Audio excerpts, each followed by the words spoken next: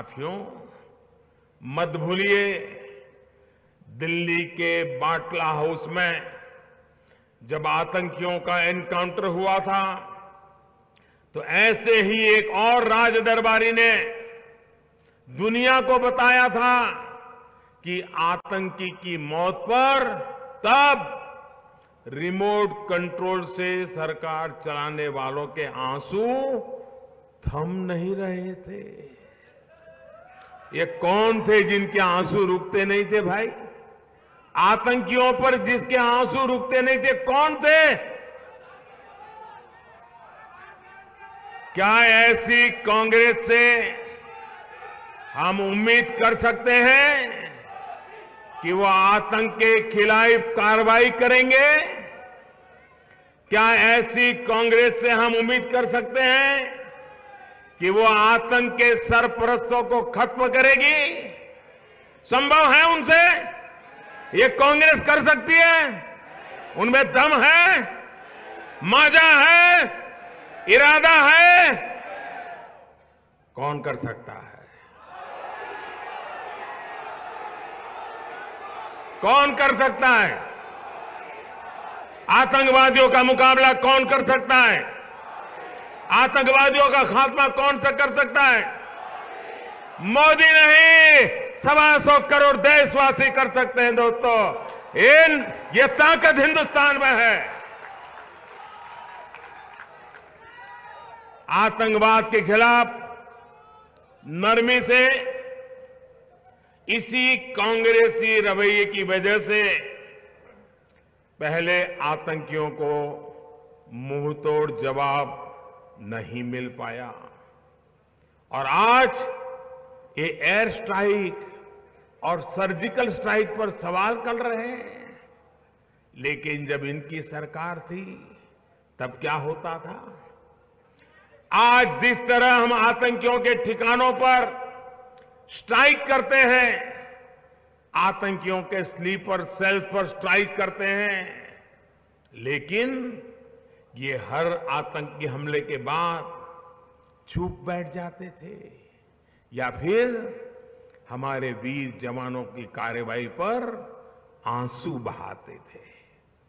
साथियों, इनका वही चेहरा फिर से एक बार सामने आया है। एयर स्ट्राइक पाकिस्तान में हुई, लेकिन सदमा भारत में बैठे कुछ लोगों को लगा है।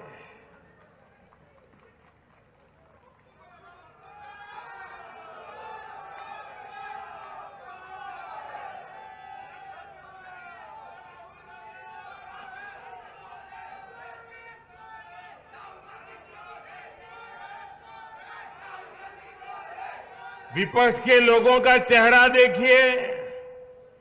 पिछले एक हफ्ते से ऐसे मुंह लटकाए हुए हैं मानो दुखों का पहाड़ टूट पड़ा हो। भारत भर में महामिलावट करने वाले लोग अब अंतर्राष्ट्रीय महामिलावट करने में लगे हैं। सिर्फ अपने राजनीतिक स्वार्थ के लिए पाकिस्तान के साथ मिलकर महामिलावट कर रहे हैं।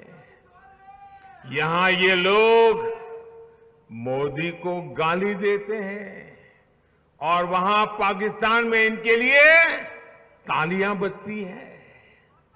वहां के अखबारों में हेडलाइंस इनके बयानों से भरी पड़ी है। वहां के टीवी चैनलों पर इनके ही चेहरे दिखाई पड़ते हैं। एक प्रकार से देखें तो आजकल ये महामिलावटी लोग पाकिस्तान के पोस्टर बॉय बन गए हैं। साथियों, आपने देखा होगा कि जब एयर स्ट्राइक के बाद पाकिस्तान की बोलती बंद हो गई, पूरे विश्व में अलग थलग पड़ गया, तो उसकी इज्जत बचाने के लिए यहीं ये महामिलावटी लोग सामने आ गए। कोई सबूत मांगने लगा तो कोई आतंकियों की लाशों की संख्या पूछने लगा, और तो और ये लोग पाकिस्तान को ही शांति का दूत बताने लगे हैं।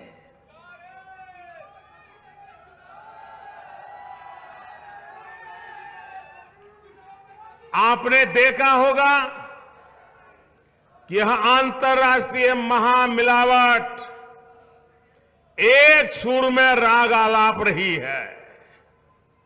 एक तरफ देश भर में देश को प्यार करने वाले लोग एक हो रहे हैं, तो दूसरी तरफ मोदी की नफरत में सारे मिलावटी लोग चू चू चू चू कर रहे हैं। भारत के बाहर भी सहारा ढूंढ रहे हैं। आज जब आतंकवाद के खिलाफ निर्णायक लड़ाई, आतंकवाद के खिलाफ निर्णायक लड़ाई में देश एक मन हो रहा है, तब ये लोग देश को भ्रमित कर इस लड़ाई को कमजोर करना चाहते हैं।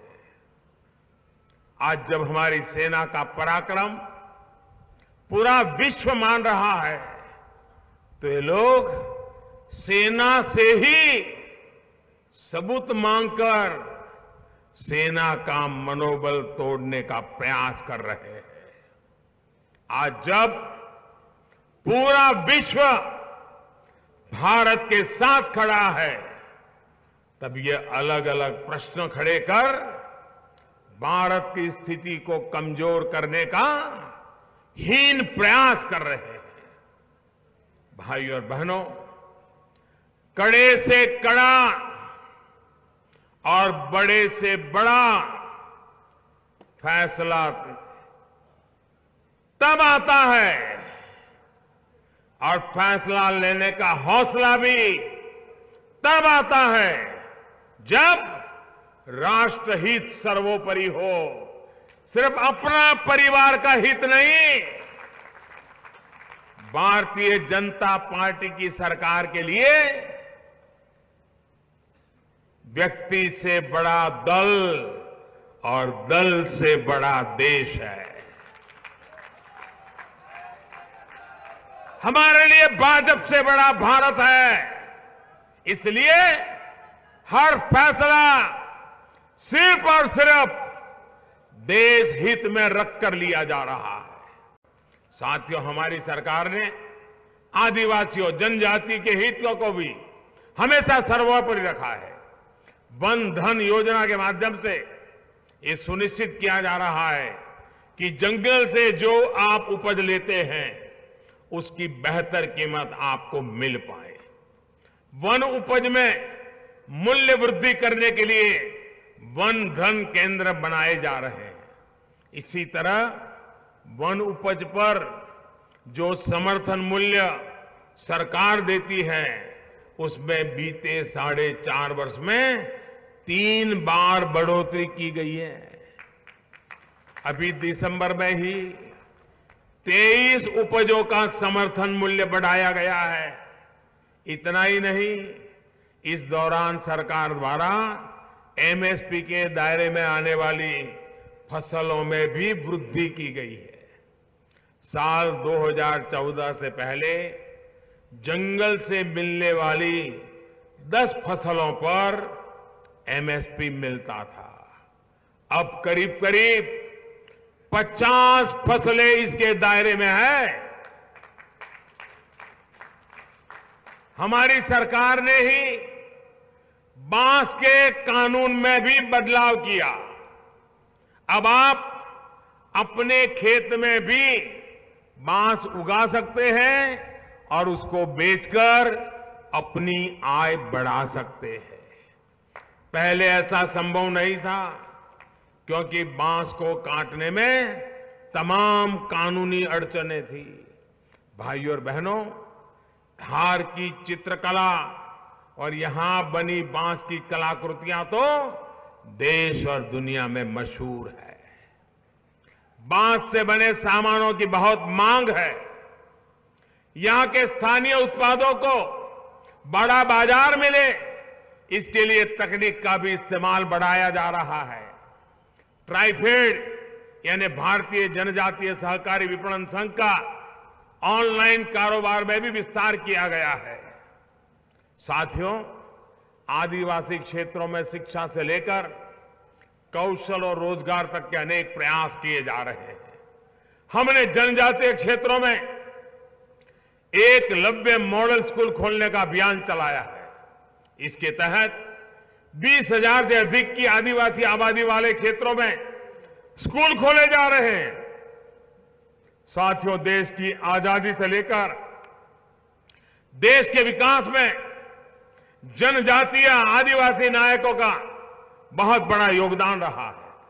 विशेष तौर पर 1857 में आजादी की पहली लड़ाई में आदिवासी सेनानियों का बहुत बड़ा योगदान रहा। भाजपा सरकार ने इस योगदान को सम्मान देने का काम भी कर रही है। आजादी की लड़ाई में जिन आदिवासी बेटे बेटियों ने बलिदान दिया है, उनकी याद में देश भर में स्मारकों का निर्माण हो रहा है।